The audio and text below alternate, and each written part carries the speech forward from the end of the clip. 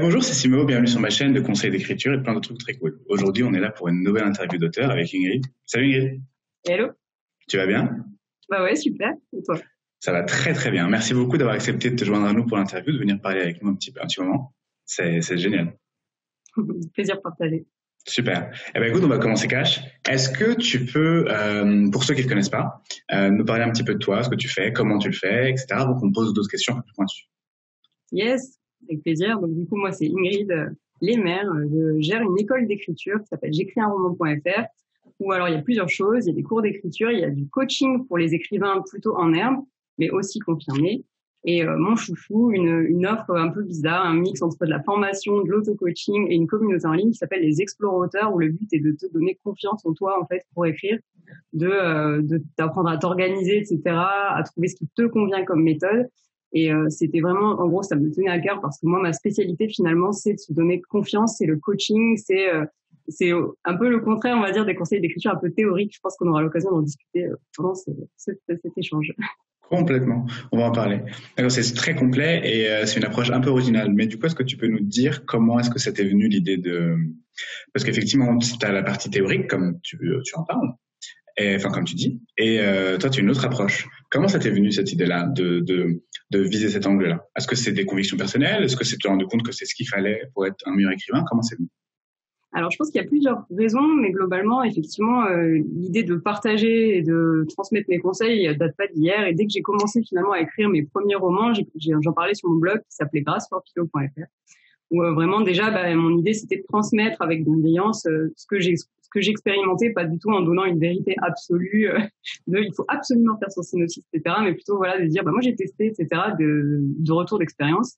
Et ça s'est prolongé avec le moment où j'ai ouvert le groupe Facebook, j'écris un roman, qui était un bon coup d'accélérateur aussi sur le côté école, parce que pareil, je voyais justement que beaucoup de monde prenait ces conseils d'écriture qui traînent un peu partout comme des impératifs. Et moi, j'avais vraiment envie de dire le contraire, de dire mais fais ce que tu veux, tu peux écrire ce que tu veux. Et il y a un article sur mon blog qui résume bien cette pensée-là de tu peux écrire n'importe quoi, tu peux écrire 3 fois la même histoire. Et je pense que ça a été ça a contribué aussi au fait que je m'oriente dans cette direction-là parce qu'à force d'échanger aussi avec mes coachés, du coup, petit à petit, je me suis vraiment rendu compte que c'était l'axe que moi je voulais donner. Si je voulais être une voix, ça serait celle qui dit fais comme tu veux. Il n'y a pas de règles en écriture. Bien sûr, c'est vrai que c'est une voix qui dissonne un peu avec un discours un peu dominant, de suivre en fait un catalogue, un modèle, etc. Et en fait, ça apporte alors non seulement une souplesse, mais aussi ça permet d'exprimer la créativité de l'écrivain, parce que finalement, si l'écrivain ne peut pas écrire ce qu'il veut, qu'il suit juste un catalogue, en fait, il va écrire un bouquin qui sera sûrement très bien, mais du coup, pas forcément très personnel, ou alors peut-être qu'il manquera des choses plus subjectives en fait, qui sont difficilement théorisables. Tu vois, et c'est important, je trouve, l'approche que tu abordes. C'est clair, puis il y a aussi beaucoup de pression sur notamment le nombre de mots qu'on doit écrire, les objectifs qu'on se met. Et ça, pareil, alors l'idée, c'était aussi d'aider là-dessus, notamment sur le groupe Facebook, j'écris un roman toutes les semaines, je demande quel est ton objectif et j'essaie de surveiller un petit peu si c'est un objectif atteignable et puis quelque chose de plutôt simple, facile à gérer, ou si c'est écrire tout mon roman en une semaine, parce que parfois certaines personnes le mettent. Oui. Et c'est vrai que, on a en fait tous un peu de pression par rapport à ça parce qu'on regarde les réseaux sociaux où les gens disent oh là là, j'ai écrit 4 chapitres aujourd'hui. On est un peu dans une bulle de, comme tu dis, des impératifs, des compteurs de mots. Là, il va y avoir le NaNoWriMo, ça va être pareil aussi. J'ai écrit 4000 mots aujourd'hui, etc. Et moi, le but, c'était de dire mais si t'écris pas pendant 2-3 mois, c'est ok.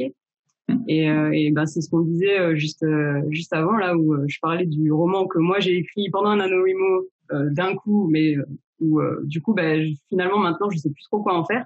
Parce que ce roman-là, je l'ai écrit, je l'avais planifié, il m'allait bien, je l'ai écrit pendant un NaNoWriMo, mais finalement, si je m'étais posé plus longtemps, si j'avais un peu clarifié, un peu plus pris mon temps pendant la préparation, aujourd'hui, je saurais peut-être quoi en faire et j'en serais peut-être plus satisfaite et je saurais dans quelle direction partir pour le corriger, quoi. Prendre son temps, parfois, c'est une bonne chose. C'est clairement très une bonne chose, surtout que si c'est pour écrire un truc en fait avec lequel on n'est plus en accord rapidement plus tard, quoi. Ah ouais, c'est ça. Et toi, tu l'as écrit pendant NaNoWriMo de l'année dernière. Ça, c'est un de mes romans, du coup. Inachevé. Inachevé, en cours. Et il me semble que tu écris comme pas mal de SF. Est-ce que j'ai bon? Ouais, c'est ça. SF/fantasy. En fait, pour l'instant, mes romans se passent tous dans le même univers basé sur la méditation. Sur la, pardon? La méditation. Ah ah. Et c'est un univers que tu as créé? Ouais. En gros, c'est un univers qui date de mon adolescence un petit peu, qui a beaucoup pareil évolué avec mes découvertes, enfin, SF, fantasy, etc. Mais globalement, c'est comment dire, il mélange un petit peu les thématiques qui me sont très chères. Et parmi celles-ci, il y a la méditation, il y a la conscience. Et après, dans l'un d'eux, je vais même un peu plus loin vers la télépathie. Si vraiment on écoutait, on observait notre esprit, on mettait toute notre concentration au maximum, je suis sûre qu'on pourrait y arriver. Ah ouais, c'est intéressant. Parce que du coup, bon, ça me fait faire un parallèle du coup avec une activité que tu as à côté. C'est ta pratique du yoga et en plus de ça, tu es, j'ai pas le terme de la personne qui donne des cours de yoga. Prof de yoga, yogi. Bon, bah, yogi, prof de yoga, c'est vrai que c'est très simple. Du coup, tu fais ça à côté. Est-ce que je me risque beaucoup en disant que du coup c'est lié tout ça ou Ouais, c'est complètement lié. Ouais. Et alors, même, je trouve, pardon, excuse-moi, je te prie. Le parallèle d'ailleurs entre même rien que le yoga et l'écriture, parce qu'on peut pas écrire avec un esprit qui va à 1000 à l'heure. Il faut qu'on s'apaise, il faut qu'on se concentre. Et le yoga, c'est un merveilleux outil pour le faire, la méditation aussi. En tout cas, ce qui est sûr, c'est qu'un écrivain qui se concentre à fond, il est capable de faire des choses énormes. Et c'est aussi pour ça que tout est lié chez moi, clairement. Bien sûr, c'est clair. C'est super. En fait, c'est clair. Et j'imagine que du coup, ça permet d'instaurer un genre d'ancrage qui fait que, en fait, t'es posé et en fait, clairement, t'améliores ta concentration et du coup, par ricochet, ta productivité, en fait. Clairement, ta productivité et aussi sans l'appeler comme ça, mais ouais. Ce que je veux faire, moi, c'est ça. Donc, par exemple, écrire ce roman-là et je me concentre dessus. Ta capacité à être focus, quoi. Ouais, c'est clair. Et comme tu dis, en fait, plus on est concentré, plus en fait, on peut faire de choses, tu vois. Bah, c'est ça. En fait, j'ai laissé tomber, je pense, une bonne douzaine ou quinzaine de romans quand j'étais ado, etc. Et le jour où vraiment je me suis dit, mais en fait, je peux en écrire un, je vais le faire. Bah, à partir du moment où on se donne les moyens, on se dit, non, mais en fait, si je veux le faire, je vais le faire, quoi. Écrire un roman, c'est pas quelque chose qui dépend de 15 000 facteurs extérieurs. Non. Et à ce moment-là, on peut se donner les moyens de le faire. Il suffit de se concentrer, de faire un petit tri dans ses priorités quand même. Mais globalement, on peut. Et c'est un des messages aussi que j'ai envie d'envoyer, c'est que mon premier roman, celui avec lequel je suis allée voir les éditeurs, etc. Ouais. Quand je l'ai écrit, je travaillais 40 heures par semaine et j'avais un emploi du temps assez chargé. Et en fait, j'ai réussi. J'ai juste pris un petit peu de temps, peut-être plus que les auteurs, etc. Mais j'ai mis toute ma puissance de concentration dans ce roman et donc j'avais aucune raison d'échouer. Oui, c'est clair, bien sûr. Mais d'ailleurs, est-ce que tu peux parler de l'âge, enfin, peut-être pas forcément de de ce qui t'a amené à te concentrer sur cette voie-là pour le yoga et tout ce qui en découle, mais en tout cas de la concordance, tu vois, des temps qu'il y a eu entre le fait que tu arrêtes ton activité d'avant, que tu te concentres sur l'écriture. Comment ça s'est goupillé tout ça? Qu'est-ce qui s'est passé? C'est quoi le cheminement pour arriver jusque-là? Alors, le cheminement, c'était un peu compliqué parce que j'ai fait des petits allers-retours parce que bon, l'argent, quand même, c'est pas facile à trouver. Ah, oui. Mais globalement, le gros déclic, ça a été que j'ai voulu faire le tour du monde. J'en parle pas souvent. En 2017. Et du coup, je suis naïvement allée demander à mon entreprise un congé. Ils m'ont dit non. J'ai dit bon, je vais démissionner. Et pendant ce tour du monde, je me suis vraiment questionnée sur tout ce que j'aimais. J'ai fait énormément de yoga. J'ai écrit tous les jours. Et là, j'ai commencé à me dire, peut-être ça ma passion en fait, et peut-être que j'ai envie d'en faire vraiment un métier parce que c'est possible oui. Globalement. Et bon, après j'ai quand même dû retravailler, j'étais ingénieur, j'ai dû refaire des missions, etc. parce que bon, c'était quand même pas très facile de se lancer là comme ça de but en blanc. En tout cas, c'était la première étape, quoi. Ça a mené à la formation de prof de yoga, mon premier vraiment roman achevé, etc. Ouais. Ah oui, donc ok. Et donc c'est à partir de là que tu as fini ton premier livre. Ouais. Terminé. Est-ce que c'est celui que tu as emmené pour des rencontres avec les éditeurs? Ouais, c'est lui. C'est mon chouchou. Ouais. Alors, est-ce que tu peux nous parler de cette rencontre? Qu'est-ce qui s'est passé? Est-ce que tu peux nous recontextualiser un petit peu tout ça? Parce que du coup, on sait comment tu y es arrivé. Comment ça s'est passé, du coup? Là, tu me parles de la rencontre avec les éditeurs? Tout à fait. Ouais. La rencontre avec les éditeurs, je l'ai faite dans le cadre du Festival des Imaginales, donc qui a normalement lieu à Épinal, mais là c'était pendant le confinement, donc c'était un peu différent. C'était à la maison, et en gros, donc ce festival propose un speed dating, donc c'est vraiment une rencontre organisée en fait. C'est une énorme chance pour les jeunes auteurs, clairement, et il suffit d'aller se renseigner sur le site du festival et de s'inscrire. Et moi, j'ai pu rencontrer 3 éditeurs. il y avait ActuSF, Aux Forges de Vulcain et Nemos, donc parmi mes éditeurs préférés. Donc j'étais vraiment sciée rien que pour parler avec le directeur de Nemos. C'était une expérience. Ah bah ouais. Et du coup, j'ai trouvé ça génial parce que j'en parlais hier parce que je prépare ma petite masterclass avec CIA Flo, où justement on parlait de ça. En gros, moins le côté parler de mon roman à des éditeurs. Pour ça, c'était très très intéressant de le faire pendant ce speed dating. Par contre, ce qui était encore plus dingue, c'était de pouvoir leur poser des questions. Qu'est-ce que vous voulez en ce moment? Qu'est-ce qui vous intéresse, etc. Pour me dire ah bah cet éditeur-là, ça peut le faire et cet éditeur-là, pas du tout. Typiquement, discuter avec Aux Forges de Vulcain. Bon, je savais que mon roman, s'il n'était pas tellement dans leur ligne éditoriale, par contre, bah, j'ai pu voir aussi qu'est-ce qu'il préférait lui comme type de projet, quoi. Parce que finalement, un écrivain qui publie un auteur, c'est un peu comme un entretien d'embauche, quoi. C'est un projet commun avec deux parties. Et il faut que les deux parties, se trouvent un petit accord, un truc sur lequel elles tombent d'accord. Et moi, typiquement, là, c'est le thème du roman, déjà, ce qui colle avec vous, etc. Et ça, je pourrais en parler pendant des heures parce que je trouve ça mais passionnant de voir les éditeurs, en fait, leur façon, eux, de faire des choix sur les auteurs, etc. Je sais plus, il y a une année ou deux, j'avais rencontré aussi des éditrices des éditions Rajo dans le cadre d'une rencontre aussi dans une association. Et Rajo, c'est vraiment jeunesse, en fait. Je ne sais pas si tu vois, c'est Pierre Bottero, Elana, tout ça. Enfin, pour moi, c'était jeunesse, donc j'y allais comme ça, mais je savais que moi, j'étais plus adulte. Donc bon, j'y allais vraiment plus pour écouter leurs conseils. Puis en fait, elles commencent à nous dire « Ah, mais si vous avez des trucs jeunes adultes, envoyez-les, hein, ça nous intéresse, on aimerait bien. » Mais si tu rencontres pas les éditeurs, si tu vas pas leur parler dans un salon ou quoi, comment tu peux avoir cette information-là, quoi? Donc, ça peut évoluer d'année en année, de saison en saison. Donc, il faut aller dans des salons et parler aux éditeurs. Ouais, c'est ça, c'est super intéressant. Et en plus de ça, c'est un moyen de, comme tu dis, en fait, de prendre un peu la température de la maison d'édition, parce que ça se trouve, ils ont l'éditorial, très bien, mais qui peut soit changer d'une année à l'autre, ou alors se compléter, tu vois, avec d'autres trucs. Par exemple, là, ils font la jeunesse, ça se trouve, ils vont du jeune adulte, tu vois, pour tenter un truc, et en fait, ils en ont besoin, et vu que personne les propose, en fait, ils peuvent pas en avoir, du coup. Ouais, c'est clairement ça. Et puis alors là, de ce que j'ai compris en ce moment par les échanges un peu que j'ai eus, notamment avec Célia Flo hier, c'était vraiment, elle me disait, le jeune adulte, il commençait à en avoir tellement partout que là, les maisons d'édition, elles cherchent un petit peu autre chose, plutôt jeunesse. Et ça, c'est pareil, c'est l'info que t'as. Bon, alors je dirais bien d'aller dans des salons très régulièrement, mais avec le Covid, je sais pas trop comment ça se passe, mais en tout cas, en regardant un peu ce que les éditeurs publient peut-être sur les réseaux, ou alors les différents bouquins qui sortent là en ce moment, etc. Même si entre les bouquins qui sortent et la public, ceux qui sortent maintenant et quand toi tu publies, il y a un petit décalage. Ouais. Mais c'est vrai que c'est un bon moyen de savoir ça parce que en fait, rien ne vaudra le fait de parler à des vrais gens qui bossent dans les maisons d'édition. On peut aller sur leur site internet, regarder j'ai un trou. Les conditions en fait, voilà, les conditions en fait des dépôts de manuscrits, ce qu'ils cherchent, etc. Donc en fait la ligne éditoriale, en gros.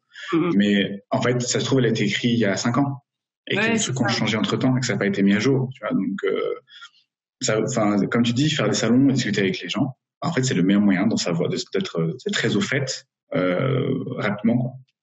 Clairement. Du coup, ce speed dating, c'était surtout cette occasion-là pour moi. Après, effectivement, c'était aussi un très bon moyen de prendre du recul, moi, sur mon livre, parce que on s'est entraîné, du coup, avec d'autres auteurs qui allaient au speed dating. Mais c'est pas pareil de raconter à tes proches, en ce moment, mon roman, il parle de ça, et de répondre à une question type, pourquoi t'as choisi d'écrire cette histoire-là? Pourquoi tu viens nous voir, nous, avec ton projet? Alors là, il fallait quand même qu'on s'entraîne un petit peu pour situer, entre guillemets, notre roman et justement dire pourquoi cette histoire, pourquoi je l'écris maintenant, etc. Et en fait, je te parle de ça aussi parce que ça aide beaucoup à avoir du recul sur ton roman finalement. Et ça, quand on est en plein dedans et qu'on est dans le mode écrire vite, etc., c'est pareil, on perd un petit peu cette connexion-là. Mais j'ai une vraie raison qui me pousse à écrire ce roman, c'est cette raison-là. Et moi, ça m'a aussi aidé, je pense, à ce moment-là, à me recentrer un petit peu mais en fait, qu'est-ce que je cherche en écrivant ce livre? Et du coup, ça m'a aussi aidé sur le roman que j'écrivais à ce moment-là, à me dire, mais finalement, je faut pas que je parte dans tous les sens, parce que la vraie raison, finalement, c'est celle-là. Tu vas faire le tri, même parce qu'à l'époque, l'autre, j'étais aussi en préparation. M'aider à faire le tri sur ma préparation, me dire, ne dis pas, toi, tu l'écris pour telle raison. Donc, ça sert à rien d'en faire un space opéra d'enfer, si toi, tu écris un truc très personnel, etc. Oui, ça va être en accord, du coup, avec ce que tu veux transmettre, en fait, comme s'il y a un message, des idées, voilà. Et du coup, c'est intéressant. Et en fait, ça, c'est possible qu'en prenant le temps, en fait, ce dont tu parles, qu'en prenant le temps, en prenant le recul, en se posant, etc. Parce qu'en fait, sinon, si t'es dans ton rush d'écriture, en fait, tu vas effectivement écrire, mais est-ce que ce sera qualitatif ou pas? En fait, je sais pas, je peux pas savoir, mais en tout cas, ce sera peut-être éloigné de ce que tu veux faire, en fait, foncièrement. Je pense qu'il faut se donner un petit temps de réflexion, même quand on a à peu près trouvé ce qu'on va mettre dans le roman, tu vois, de préparer. C'est typiquement ce que j'ai pas fait pour le roman dont je parlais, où je me suis vraiment dit, OK, le NaNoWriMo, c'est en novembre, je le prépare en octobre, je fais ça, paf, j'ai mis les événements, paf, je l'écris. Enfin, il y avait aucune, niveau connexion, réflexion, c'était assez zéro. Mais par contre, celui que j'écris en ce moment, justement, alors lui, il prend vraiment son temps, parce que chaque fois sur Instagram, j'écris le roman là, il peut en est où? À peu près la même que la dernière fois. Bah oui, ça va pareil. Parce que voilà, je me donne le temps, chaque fois j'explore un peu des possibilités, je me reconnecte un petit peu, ouais, mais toi t'as envie d'écrire, en gros c'est un peu autobiographique. Donc c'est aussi souvent j'en avais parlé en disant c'est un peu un souci pour moi, c'est que j'ai pas la fin puisque c'est autobiographique. Ah oui, a priori t'es encore là. Et du coup c'est toujours difficile. Et qu'est-ce que je veux faire comme fin et qu'est-ce que je veux donner comme message, il se clarifie petit à petit. Plus je prends mon temps, plus il se clarifie. Alors moi je coachais de pas tomber dans le piège du je me prépare parce que là on procrastine un peu l'écriture. Pour se préparer c'est bien, mais voilà. Mais par contre vraiment plus je prends de temps, là pour l'instant je regrette pas du tout aucun des petits entre guillemets retards que j'ai pour écrire mon premier jet, parce qu'à chaque fois ça m'amène à plein d'idées géniales en fait, plein de choses où je me dis c'est génial, ça fait le lien entre mon univers, ma vie à moi, le truc autobiographique que je mets dedans, et plus j'attends, plus ça s'affine quoi comme vision. Peut-être attendre encore un petit peu. J'attends parce qu'en fait c'est trop bien après. Non mais c'est clair, mais c'est vrai que plus on attend, alors en fait en bossant, parce que du coup c'est comme tu dis c'est super intéressant. Il y a une différence entre sous prétexte et en se servant de la préparation comme couverture, en gros de procrastiner pour plein de raisons. Chacun a ses raisons, mais globalement il y en a plein, donc peu importe. Et en fait la différence entre ça et la préparation, mais genre en soi, de ce que tu vas écrire, tu vois. Et ça, en fait, c'est très difficile à... Du coup, toi, tu sais ce que tu fais, mais c'est très difficile à enseigner, à transmettre, parce qu'en fait, c'est-à-dire qu'il faut complètement repenser sa façon de bosser. C'est pas un système de si j'écris 1600 mots par jour, en 48 jours, j'aurai fini le premier jet, puis après, j'ai X temps pour faire ça. Ce qui est en soi possible à faire, mais c'est-à-dire que du coup, c'est comme si tu répondais à une commande, en fait. Tu vois, voilà. Ouais, clairement. Et je pense que c'est un mix à faire entre prendre le temps d'aller chercher en soi et quand même se motiver un petit peu, écrire, avancer, se mettre un petit peu ces petits coups de boost qui font tellement de bien aussi quand t'écris, quand t'atteins tes objectifs. En fait, sur justement les explorateurs, là, je parle vraiment beaucoup de confiance en soi. C'est vraiment le number one, etc. Et globalement, ce que je veux transmettre avec ça, c'est que y a rien qui te donne plus confiance en toi que de te mettre plein de petits objectifs, un par semaine, etc. et à chaque fois de les atteindre. En fait. C'est vraiment mon mantra, si tu veux, pour plein de choses, et notamment pour l'écriture de romans, ça marche super bien. La raison pour laquelle j'ai autant confiance aujourd'hui en mes romans, etc., c'est que je les ai écrits, donc tous les jours, je me suis mis devant mon ordi, j'ai avancé. Enfin, pour la confiance en soi, il y a rien de tel. Je sais plus, j'en parlais dans un live il y a pas longtemps, mais je disais, limite, un de mes manuscrits là trouverait un éditeur. Bon, ça serait super génial pour ma confiance en moi. Mais ça, par rapport au fait que je me suis motivée pendant 3 ans à écrire presque tous les jours, etc., différents romans, différents projets, trouver des angles d'attaque, réfléchir, etc., ça change tout, en fait. La confiance en soi, pour moi, c'est un peu comme faire de la musculation, tu vois, ça se travaille régulièrement, mais par contre, après, tu peux atteindre, il n'y a pas de limite, en fait, à la confiance que tu peux avoir, à la clarté que tu peux avoir aussi, cette vision que tu as avec ton roman, ce que toi, tu veux faire et où tu veux aller avec. Mais pareil, elle peut s'affiner à l'infini. Tu peux aller vraiment la toucher, quoi. Je trouve, avec des petits objectifs, quelque chose que tu entraînes sur le long terme, quoi.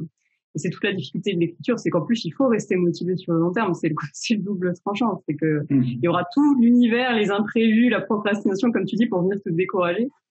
Sur les explorateurs, je fais un petit dessin avec une montagne. Tu sais, je dis alors ça c'est toi avec ton petit ordinateur. Puis il va y avoir les blocages avec un gros point d'interrogation qui vient devant toi, Netflix, le pire des ennemis, etc.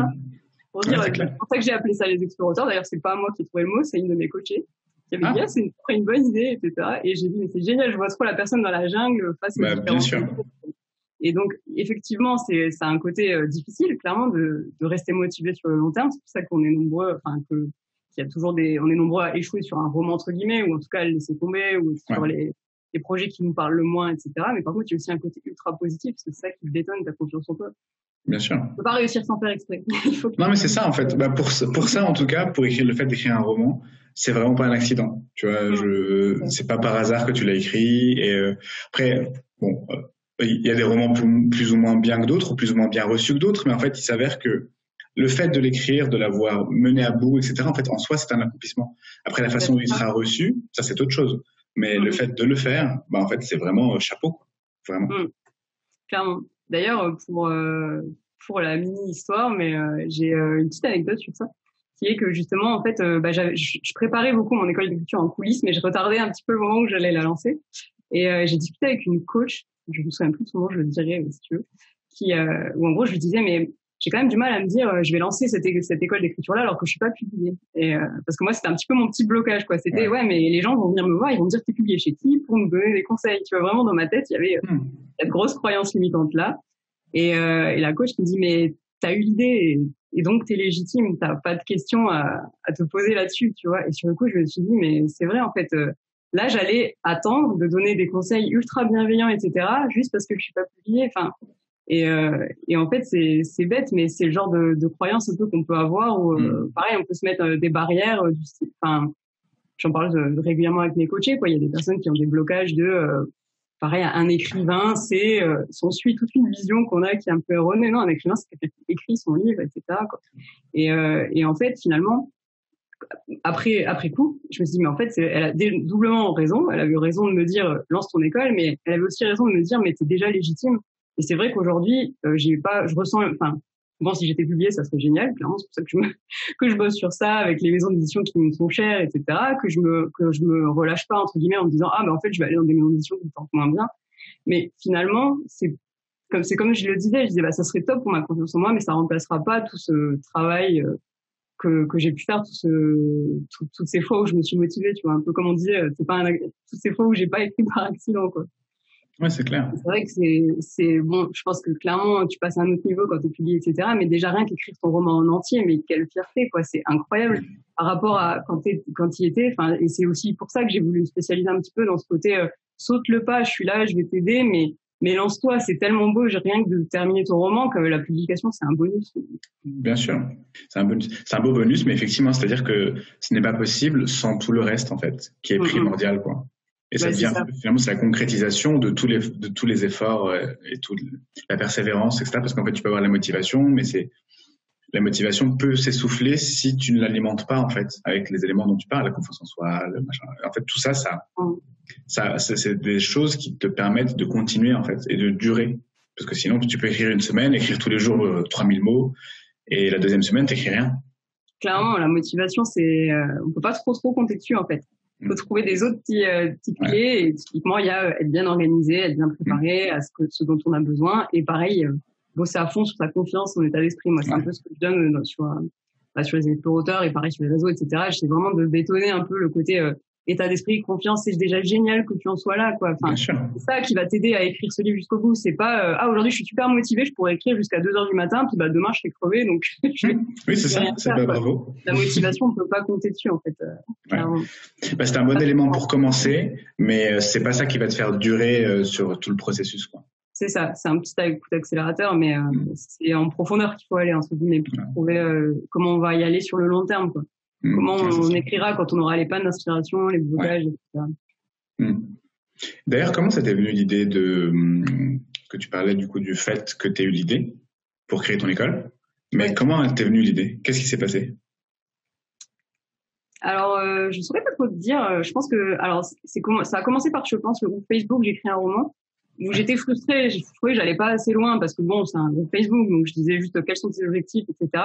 Tu sais, tu peux faire des petits modules vidéo. Il doit encore y être. D'ailleurs, j'avais fait des petites vidéos pour expliquer un petit peu. Puis je me suis dit, mais je veux aller plus loin, quoi. Je pense que c'était ça le premier début d'idée de cette école. Après, il y avait aussi quand j'écrivais sur le blog, je voyais aussi que comme je disais, l'écrit, ça a un peu une limite, quoi. J'avais envie d'être là en audio, d'avoir une voix bienveillante pour dire c'est ok, ça va bien se passer, tu vas y arriver. Et c'est vrai que ça, je pouvais le faire que finalement en donnant des cours un petit peu en vidéo, quoi. J'aurais pu faire une chaîne YouTube direct aussi. Ouais. C'est pas le chemin que j'ai pris. Non, mais du coup, en fait, parce que du coup, tu proposes des cours, donc tes cours, ils sont oraux sur ton école? Ouais, c'est des vidéos, en fait. Et après, t'as des petits cahiers d'exercices. Et en gros, quand tu prends un cours, tu as des corrections à tes exercices. Pareil, ça c'était hyper important pour moi parce que je savais que moi, la chose qui me fait le plus progresser, c'était de recevoir des retours sur mes écrits. C'était pas de lire des conseils, justement. C'est par contre, quand on nous faisait une bêta lecture sur les communautés, etc., c'était pas tant le côté j'ai tel point que je peux améliorer. Par contre, juste la personne, elle a bien aimé ce que j'ai écrit, mais c'est incroyable. Mais alors ça, c'est pareil, c'est niveau confiance en soi, mais ça explose, quoi. Et typiquement, sur les coachings là que je fais, il y en a beaucoup avec qui j'ai fait un coaching. T'as fait ton synopsis, on le regarde ensemble, tu vois. Donc ils viennent avec leur petit synopsis, avec les petits endroits où il y a des points d'interrogation encore, etc. Ouais. Par contre, on fait tout ensemble. Et en fait, alors effectivement, pendant ce truc-là, je vais leur dire par contre là, pourquoi à ce moment-là elle fait cette action-là, c'est pas terrible. Il faut peut-être que tu regardes d'affiner ça. Donc il y a peut-être 2-3 points comme ça dans ce synopsis-là, mais tout le reste, ils sont boostés, quoi. Chaque fois je leur dis ça c'est bien, tu vois, ça s'enchaîne bien, c'est super et tout. Et j'aime bien aussi, et je leur dis j'aime bien moi qu'elles fassent ça, etc. Enfin, mais j'essaie de leur dire vraiment tout ce que je ressens à ce moment-là, et en général ils ressortent très boostés, ils commencent à écrire le premier jet direct, etc. Enfin, c'est vraiment génial, même tu le vois sur leur visage aussi en vidéo qu'ils sont trop contents parce que ça leur renforce vraiment leur confiance. Il y a quelqu'un qui s'y connaît un peu, qui a regardé, qui a dit que c'était bien, donc nickel, c'est parti, on écrit, quoi. Enfin, et c'est un des trucs que j'aime le plus aujourd'hui sur les coachings, c'est vraiment ce type de coaching-là. Regarde, c'est génial ton truc. Pardon. Il y a plus qu'à écrire, ça tient totalement la route. Alors là, oui, c'est clair. Et c'est ce genre de choses aussi qui m'a fait m'orienter plus vers la confiance, justement. Je voyais que ce coaching-là, par exemple, on valide ton synopsis ensemble, ça valait 4 mois de cours d'écriture théorique. Mais c'est clair. Déjà, ça valide. En fait, ça apporte tellement de choses. Ça valide, ça apporte de la confiance en soi. Il y a un sentiment de reconnaissance. Ça encourage. En fait, c'est tellement de choses en vraiment pas longtemps. Et en fait, finalement, toi, c'est dingue, hein. C'est dingue. Et toi, en fait, du coup, toi, de notre côté, ça te coûte pas grand-chose, ni en temps, ni en énergie, tu le lis, et tu fais ton retour. Ouais. Les conséquences, elles sont dingues. C'est ça, et c'est il y a un petit peu de préparation, tu vois, mais par contre sur le moment, je pense que vraiment ça repose entièrement sur le fait que il y a quelqu'un, cette fois de qualifié, qui regarde. Bon, tu peux le faire avec tes proches, clairement. D'ailleurs, je le conseille à tout le monde. Je dis faites-le avec vos proches. Vous leur montrez votre synopsis, vous leur lisez, et ils doivent vous dire tout ce qui va pas, tu vois. Faites le quit yourself coaching du synopsis. Ouais. Mais c'est vrai que je trouve que voilà ce côté-là où tu vois quel mot tu peux dire pour que la personne soit vraiment en confiance. Parfois il suffit d'un mot, un truc, et souvent ils me disent la fois que tu m'avais dit ça, mais ça m'est revenu un peu après et ça m'a donné une idée. Enfin, parfois ça a un impact assez dingue. C'est ce que j'adore dans le coaching, quoi. Clairement. C'est trop bien. Et tu prends, donc là c'est une activité que tu vas continuer, à laquelle tu prends plaisir à faire. Ouais. Et comment tu combines ça avec ton écriture? Est-ce que tu relis les exercices des gens? Est-ce que tu leur parles de ton travail à toi, ou est-ce que c'est complètement indépendant? Est-ce que c'est deux choses séparées? C'est vrai que pour moi, c'est très séparé. Alors, c'est pas du tout le même état d'esprit. Justement, à écrire mon roman, je suis toujours dans le doute, etc. Et par contre, là, sur le coaching, je veux vraiment donner l'image. Et de toute façon, c'est vrai, c'est moi la coach, c'est moi qui vais vous aider, c'est moi qui réponds aux questions, etc. Par contre, je sais que pour un peu lancer le mouvement, parfois, je donne un peu mon côté personnel, tu vois, dans les coachings de groupe. Quand je sens que ça a du mal à démarrer, je dis, moi, sur mon roman, il se passe rien, voilà, depuis 2 semaines, parce que je me pose plein de questions et du coup, j'ai pas avancé. Je trouve ça dédramatise un petit peu, mais voilà, c'est pas forcément le but. Je sais que j'avais essayé, je voulais montrer aussi que j'étais une écrivaine comme eux, avec juste un peu ce côté coaching sur lequel je me suis formée, etc. Et c'est vrai que alors du coup j'avais essayé par exemple, parce que on a une petite plateforme où on peut se relire, faire des petites bêta lectures sur des extraits. Et j'avais essayé d'en mettre une, du coup, un truc qui était pas parfait, tu vois, mais personne n'osait y aller. Alors, je me suis dit, je vais peut-être effectivement garder ma position. Alors moi, je suis la coach, celle qui va te donner confiance, qui va choisir les bons mots pour te motiver, etc., qui va t'aider à comprendre pourquoi tu bloques. Et par contre, le côté, je suis une écrivaine comme toi, ça, j'ai un peu relevé, quoi. Ouais. Je pense que ça a 2 états d'esprit quand même très différents à avoir.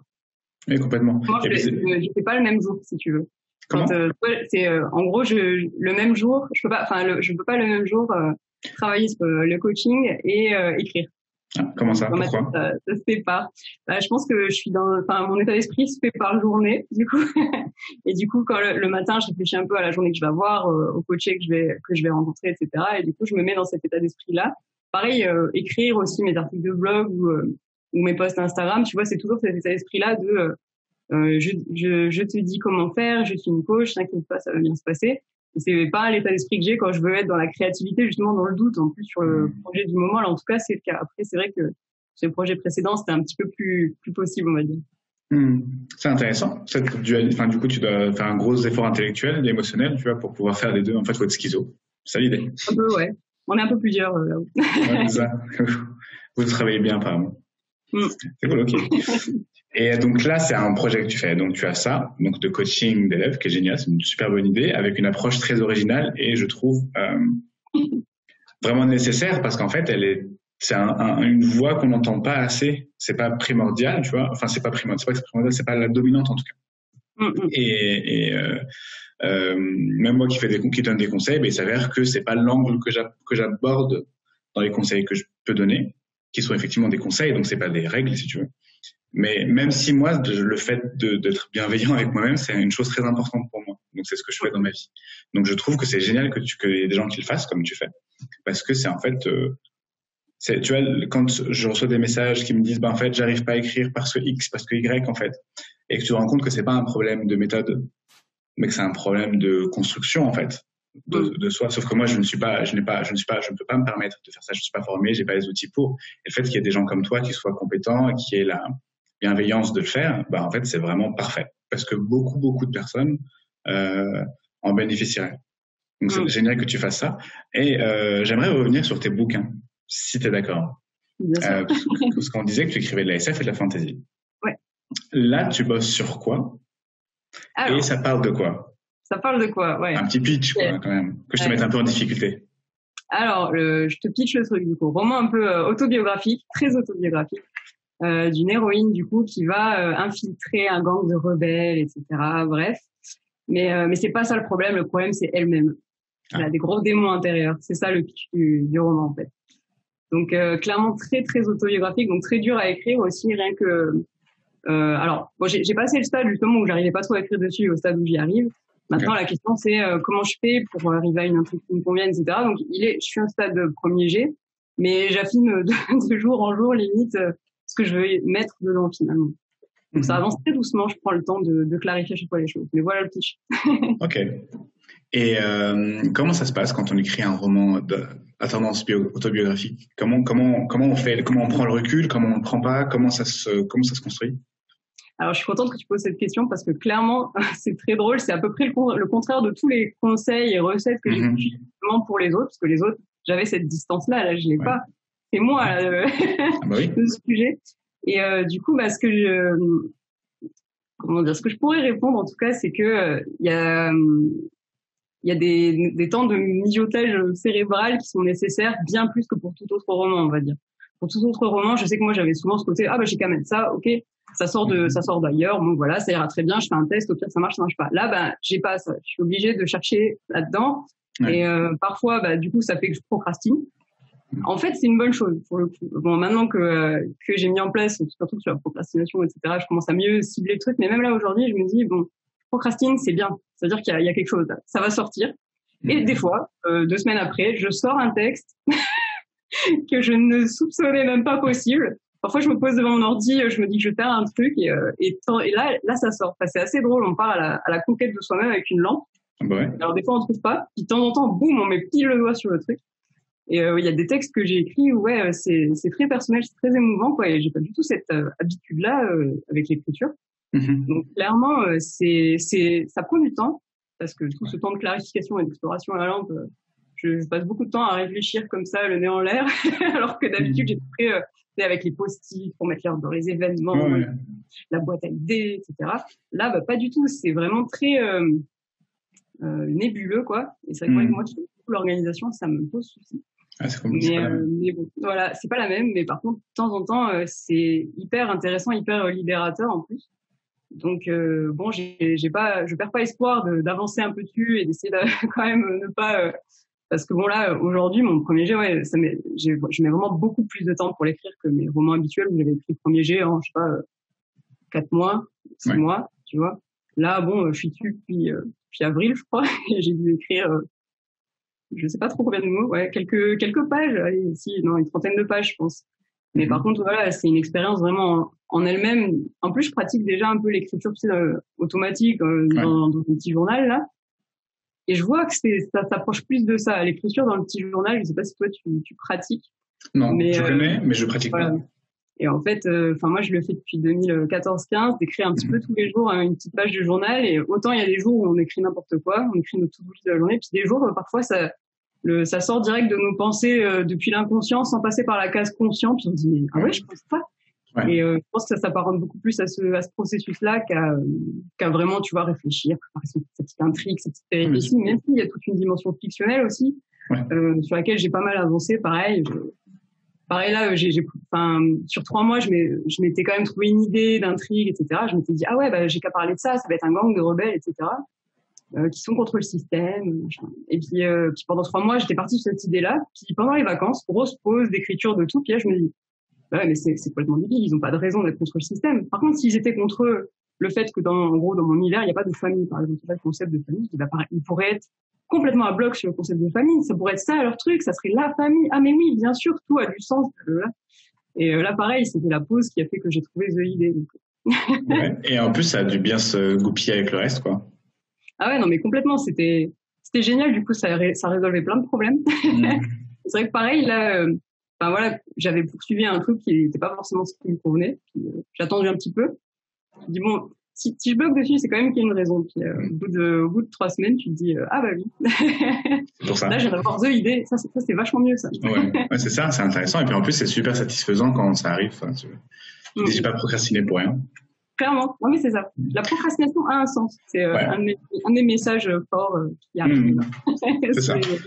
Après, même en procrastinant, on peut procrastiner de plusieurs façons, mais tu peux avoir un genre de procrastination productive, si tu veux, dans le sens où tu procrastines, mais tu alimentes quand même inconsciemment, consciemment ta réflexion. Et en fait, il s'avère que tu n'écris pas, tu repousses, mais c'est vraiment pas pour rien. Au contraire d'autres formes de procrastination où clairement tu fous rien. Il y a des raisons, il y a des moteurs à ça, hein, mais il s'avère que factuellement, tu ne fais rien. C'est ça, en fait, sur les explorateurs, si tu veux, je fais 2 modules distincts et 2 thèmes distincts. Et pour distinguer, je les ai appelés les blocages et la procrastination. Et le cas où justement c'est productif et ça montre quelque chose, c'est ce que j'appelle les blocages, c'est il manque un truc. C'est manque de clarté sur la scène que tu dois écrire, sur l'intrigue, sur ton axe, sur ton personnage, peu importe. Mais là, il te manque un événement qui fait que du coup, t'arrives plus à avancer là. Mais du coup, t'y réfléchis. Si tu bloques, c'est qu'il y a encore quelque chose, c'est que ça travaille, etc. Sinon, tu serais juste en train d'écrire et puis dans 2 mois, tu vas te dire bon, finalement, c'est peut-être pas l'idée du siècle, entre guillemets.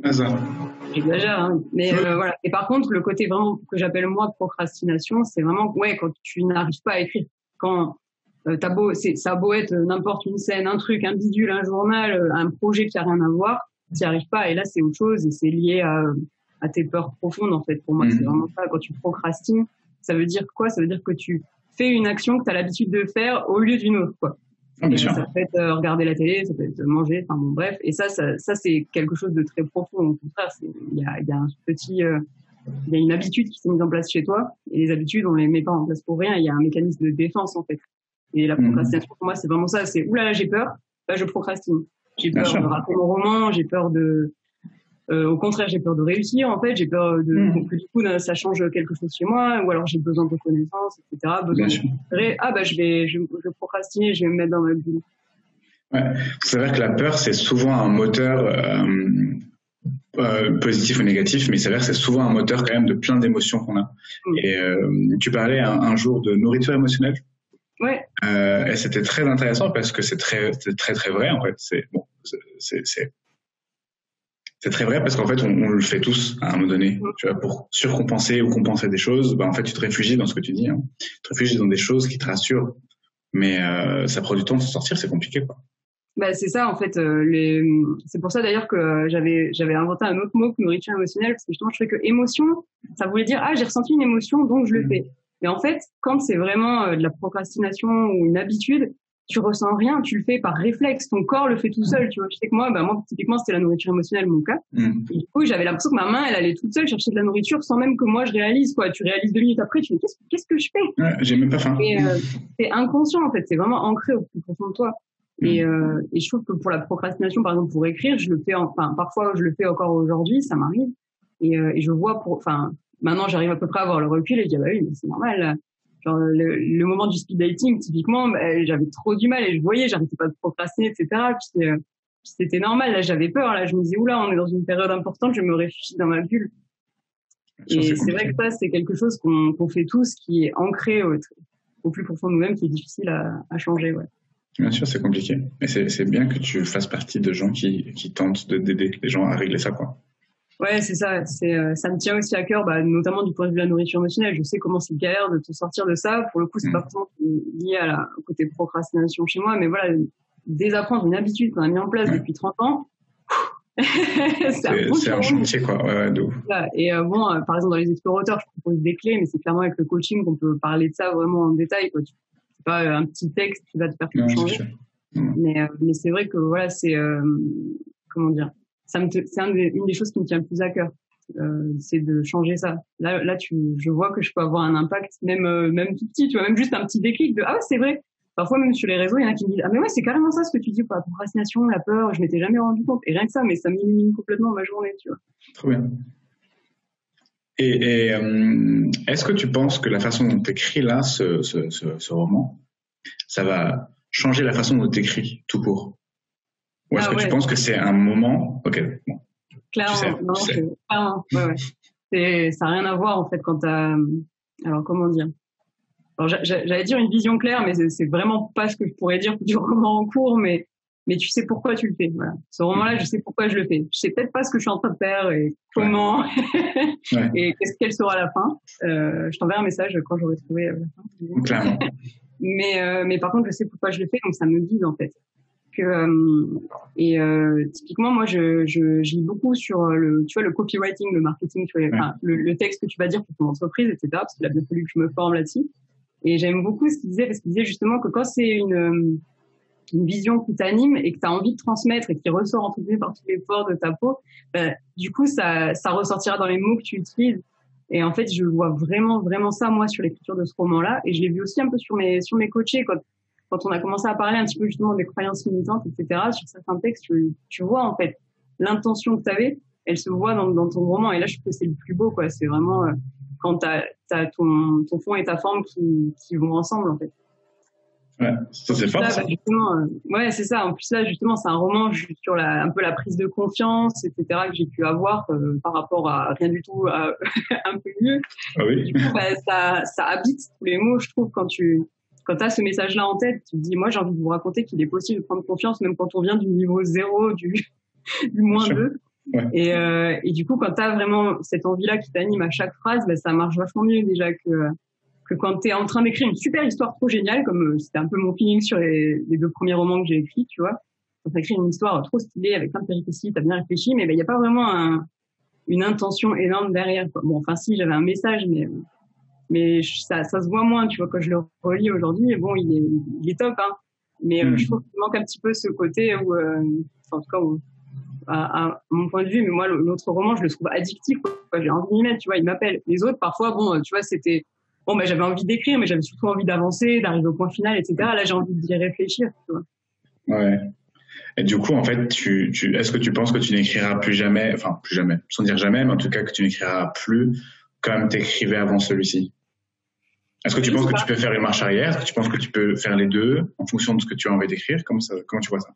Très bonne question. Je sais pas trop, parce qu'en même temps, je pense que je pourrais écrire à l'infini sur le sujet de prendre confiance et tout ça. Mais en même temps, je sais pas, j'aimais bien en fait les côtés un peu roman, un peu léger, tu vois, genre un des projets que j'aimerais trop écrire, c'est un polar. Alors, le polar, c'est genre un truc juste pour par défi personnel, parce que j'adore en lire, j'adore être plongée en fait dans un truc haletant. Donc je pense que faudrait pareil trouver la bonne formule qui me va bien, quoi. Mais j'ai quand même aussi ce rapport-là au livre. Là, ça serait plutôt, ces livres-là m'ont fait rêver, quoi. C'est ce que j'adore, et du coup, j'aimerais bien écrire aussi quelque chose dans cette livre-là. Et peut-être aussi écrire un livre un peu plus vite et de manière un peu plus simple que ce chantier dans lequel je suis. Mais après, voilà, je pense que clairement, il y a des deux aspects, en fait. Et je pense qu'en tout, c'est une dualité qu'on a un petit peu tous. Est-ce que je trouve plein de péripéties géniales, ou est-ce que je vais vraiment dans un sujet un peu plus profond? On l'a tout le temps, à chaque moment de notre roman. Enfin, je sais que moi, je l'avais quand même aussi un peu à tout moment dans mes romans. C'est juste que la deuxième partie, elle est un petit peu dure, elle est un peu plus dure, elle demande un peu plus de clarté, etc. Mais parfois, quand tu l'écris, là, ça peut toucher vraiment un lecteur aussi. Donc, faut y penser. Oui, c'est ça, parce qu'en fait, si ça te touche toi, ça peut toucher un autre humain pour soit les mêmes raisons, soit des raisons différentes. En tout cas, ça veut dire qu'il y a une émotion qui est véhiculée et du coup qui peut être reçue. Clairement. C'est pas un livre de commande, en fait. Clairement, ouais, c'est le contraire. Oui, c'est ça. Clairement, c'est vraiment le contraire, ouais. Quand je le résume à des proches, je leur dis, c'est un peu comme si je disais, regardez là, j'ai pris mes tripes, j'ai tout sorti, j'ai tout mis là, c'est ça, voilà, ça c'est moi. Ça c'est mes intestins. C'est le livre en cours. Ça te plaira peut-être pas, mais c'est par contre si quelqu'un s'y connaît là, il va le ressentir puissance 1000, tu vois. Enfin, c'est vraiment la vision que j'ai. Et je pense que les bons romans, ou en tout cas ceux qui ont fonctionné, ont toujours un petit peu de ça en eux, tu vois, quelque chose de très très personnel finalement. Ouais, j'allais y venir justement. J'allais dire que globalement beaucoup de romans en fait en fait c'est difficile à établir la notion de succès, mais en tout cas qui sont reconnus par les lecteurs et appréciés. En fait c'est qu'ils ont autre chose. C'est pas uniquement la qualité des mots, c'est pas uniquement la logique des événements, c'est pas uniquement la structure de son histoire. Ça compose effectivement, mais c'est le truc que tu ressens en le lisant, c'est est-ce que ça te fait vibrer, pas vibrer, est-ce que ça te fait ressentir des choses ou pas. Et en fait, ça, c'est des choses qui restent parce que tu peux oublier le nom d'un personnage, tu peux oublier ce qu'il a fait, ce qu'il a pas fait. Par contre, tu pourras difficilement, parfois, oublier ce que ça t'a fait ressentir de lire ça. Et c'est des trucs que tu peux lire. Moi, je me souviens de bouquins que je lisais quand j'étais gosse. Je me rappelle plus trop ce qui se passe. En revanche, je me rappelle que ça me fait ressentir de la joie ou de la tristesse ou plein de choses. Et c'est fort que ça se note dessus comme ça.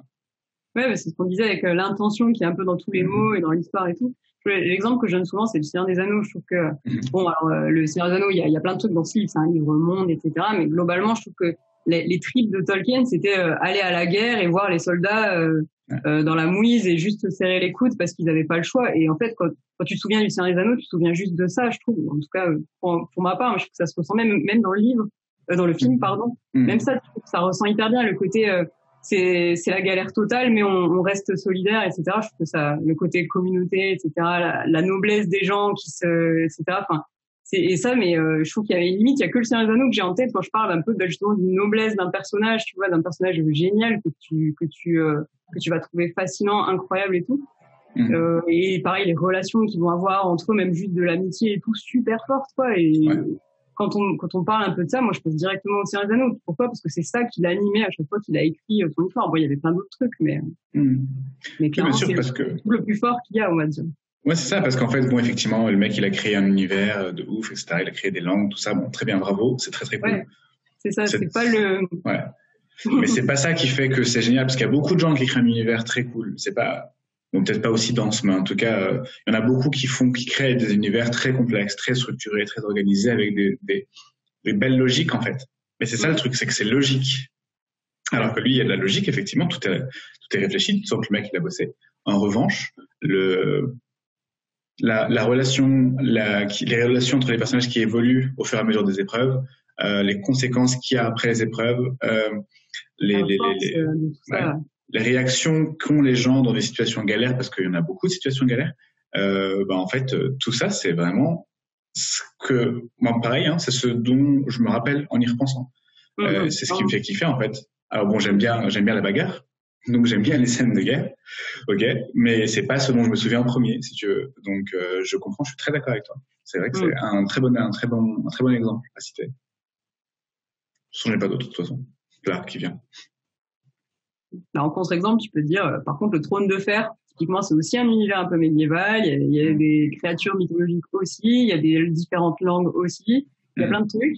Et pourtant, pas du tout la même intention derrière, pas du tout le même feeling quand tu le lis, et c'est pas du tout de ça que tu vas te souvenir. Tu vois. C'est fou, alors que pourtant, finalement, sur le papier, bon, c'est un peu des chevaliers, des armées pour la guerre, tout ça, pour conquérir, etc.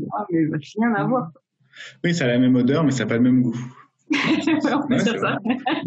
C'est vrai, dans un sens, ça ressemble beaucoup quand même. Hein. De toute façon, il s'en cache pas, le gars. Hein. C'est une inspiration forte. Mais ce qu'il veut véhiculer n'est pas la même chose. Et ça se ressent, du coup. On s'en souviendra pas pour ça, le Trône de Fer. Clairement. Et donc là, tu es en train de bosser sur ton roman. tu as ton projet d'école à côté qui est en cours, qui avance très bien, etc. Ça, c'est bravo d'ailleurs. Et qu'est-ce qui occupe tes journées là? Comment ça se passe? Comment tu te rythmes? Parce que tu parles du fait que si tu devais écrire, en fait, tu alternerais entre coaching et écriture parce que tu peux pas faire les deux en même temps. Comment ça se passe? Comment ça s'organise tes journées? Alors, c'est assez variable. Ouais.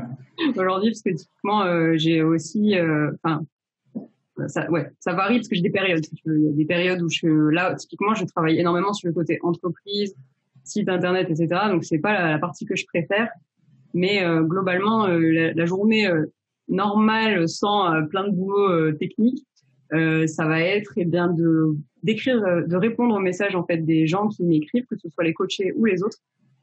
C'est le plus important pour moi, c'est de dire je suis là, je t'écoute.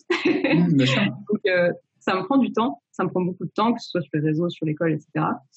Souvent d'écrire un peu des contenus justement, parce que j'ai différents trucs, notamment sur les explorateurs, il y a une communauté en ligne, donc pareil, alimenter un petit peu la communauté, parler aux coachés, alimenter les différents réseaux sociaux, etc. Ça, on va dire, c'est en général plutôt la matinée. Souvent mettre en place différents trucs, parce que je prépare pas mal de contenu en avance, notamment sur les explorateurs, je mets du contenu du nouveau chaque mois. Du coup, il y a réfléchir, etc. Donc plutôt ces phases-là de réflexion, elles sont plutôt matinales, et l'après-midi, c'est là que je vais plus avoir les appels ou écrire parfois, parce que je dis que je peux pas faire les deux en même temps, mais parfois j'essaie de le faire, ça marche pas trop. Et du coup, comme tu le disais, je suis aussi prof de yoga, donc j'ai de temps en temps une ou deux séances de yoga dans l'après-midi. Donc voilà, je trouve que j'ai un petit peu tout fait, mais c'est vrai qu'en ce moment, j'ai beaucoup de boulot pour refaire mon site, etc. Et ça, et pareil, tout le côté paperasse. C'est la partie moins fun. c'est génial. La partie un peu chiante, ça. Mais obligé d'y passer. Et oui, parce que tes journées sont bien chargées. Il me semble que tu te réveilles très tôt. Alors j'ai fait dédicace Xavier Klein, s'il me regarde, qui fait le challenge pour se réveiller tôt, etc. Je l'ai fait. Je le fais un peu moins aujourd'hui parce que là j'avais beaucoup de tâches. Je reviens petit à petit à un rythme normal. Okay. Et, clairement j'ai fait pendant bien 2, 3 mois, 4 mois de me lever vraiment à 6 heures pour justement faire aussi du développement personnel. C'est un peu le premier truc que je fais passer à la trappe quand j'ai énormément de boulot comme ça. Et en fait, ça se ressent. C'est pareil. Quand je disais, il y a une vision à avoir, ça se ressent dans tes mots. Pareil, il y a une santé, entre guillemets, un bien-être à avoir, ça se ressent dans tes mots aussi. Bien sûr. Clairement, ça j'en ai pas encore parlé, mais c'est aussi un des trucs qui me tient le plus à cœur, c'est prends soin de toi, même en plein NaNoWriMo, même si t'es en retard sur ton objectif de la semaine, etc. Et donc, comme les cordonniers sont les plus mal chaussés, moi c'est pareil, le premier truc que je fais sauter, c'est ce genre de temps pour moi, etc. Donc voilà, le but est de revenir à un rythme un peu plus normal et de me réveiller un petit peu plus tôt pour aussi prendre du temps pour moi, pour méditer, pour lire. Je suis une grande lectrice quand j'ai le temps.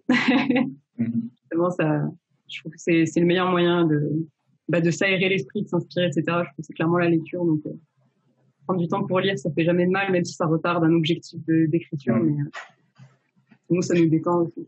Ouais, c'est ça. Et puis, du coup, le fait de se détendre, en fait, ça fait que, du coup, tu vas être bien. Et donc, en fait, tu vas mieux faire les choses après, quoi. Enfin, c'est tout con, mais ça peut être productif sur le moment, mais ouais, c'est ça. Ça a l'air bête. Et pourtant, c'est vraiment le truc que j'ai fait un live là sur le NaNoWriMo il y a pas longtemps où je l'ai essayé de le répéter pendant une demi-heure. Je dis, mais s'il te plaît, si tu te sens crevé, si ça va pas, etc., mais ferme ton ordinateur, va prendre un bain, va lire un livre, fais-toi un thé. Parce que clairement, c'est le premier truc qu'on va faire passer à la trappe. Si tu veux, une de mes phrases un peu fétiche, c'est si t'as l'impression que c'est pas le moment de faire une pause, fais une pause, tu vois. Ouais, c'est vraiment quand tu te sens débordé, quand tu te mets la pression, alors que c'est entre guillemets, c'est qu'un objectif d'écriture, c'est qu'un roman, etc. C'est pas grave, quoi. Même si le NaNoWriMo est pas réussi cette année, et même si en plein milieu du NaNoWriMo, tu changes d'objectif, tu passes de 50 000 à 20 000, on s'en fiche. Ce qui compte, c'est que tu te sens bien, et ça se sentira quand t'écris, en fait. C'est clair. C'est clair, c'est de bons conseils, ça. Et qu'est-ce que on va voir de toi, Ingrid, dans un futur proche? Qu'est-ce qui va se passer? Qu'est-ce que tu réserves? Alors, il va se passer déjà du YouTube. Clairement, mon but, c'est vraiment de donner ces conseils-là, justement, cette voix bienveillante. À l'écrit, ça marche moins bien qu'à l'oral. Et du coup, clairement, l'idée, c'est de lancer une chaîne YouTube en janvier, du coup. Et pour l'instant, je pense que je vais surtout me concentrer sur le coaching et du coup rester sur un petit peu ce qui existe déjà sur l'école. Une fois que tout sera bien clarifié, il y aura un beau site qui marche bien. Mais voilà, en gros, l'idée que j'ai en ce moment, c'est vraiment d'impacter le plus de monde possible et de leur dire, t'es pas obligé de faire le NaNoWriMo, t'es pas obligé de faire des objectifs en termes de nombre de mots. J'ai vraiment envie d'être cette voie-là du lâcher prise de l'écriture, peut-être. Et du coup, pour l'instant, j'ai vraiment très très envie d'envoyer ce message-là à plein de gens, justement, même des gens expérimentés, même des auteurs confirmés, etc., de leur dire de lâcher prise, de se faire du bien aussi, et que ça n'en sera que mieux pour l'écriture. Oui, c'est clair, bien sûr. D'accord, j'ai hâte de voir ça. Ça va être de très belles choses à suivre. J'ai hâte de voir le nouveau site. Ah oui, merci. Ouais. Je mettrai le lien de tout ça dans la description, comme ça on pourra trouver plus facilement. Ah, avec plaisir. Et en janvier, du coup, c'est dans bientôt pour la chaîne YouTube. Ça va être un autre média. Tu vas t'éclater d'une autre façon pour transmettre tes idées, tes envies. Clairement. Ça va être cool. Là, c'est hâte. Ouais, tu m'étonnes. Ok. Écoute, Ingrid, je te remercie beaucoup. C'est vraiment trop cool de te passer discuter avec nous. Merci à toi. Avec grand plaisir. J'espère que tout le monde a passé un bon moment aussi bon que moi. En fait, on a pris plein de trucs et ça fait du bien en fait d'entendre d'autres façons en fait d'aborder l'écriture, d'autres idées que tu transmets, et que ce soit sur ton compte Instagram que je suis le plus et surtout ton école en fait, c'est super important je trouve. Alors merci d'avoir pris le temps de venir nous en parler. C'était un plaisir, clairement. Ouais, écoute, on en reparlera sûrement une prochaine fois, d'autres aspects. Ce sera avec grand plaisir si tu as envie. Non, mais carrément, ouais. J'aurais pas fini de donner des conseils vers lâche prise et moins mais mieux. Oui, c'est ça, c'est un moins et mieux, et en plus ça marche très bien. Ce sera avec grand plaisir, on en reparlera. Prends soin de toi et on se tient au courant, on se voit bientôt. On se rappellera pour une prochaine. Ouais. Merci beaucoup à tout le monde. Prenez soin de vous, passez une bonne journée, bonne soirée et à bientôt. Ciao. Salut Ingrid, ciao. Bye.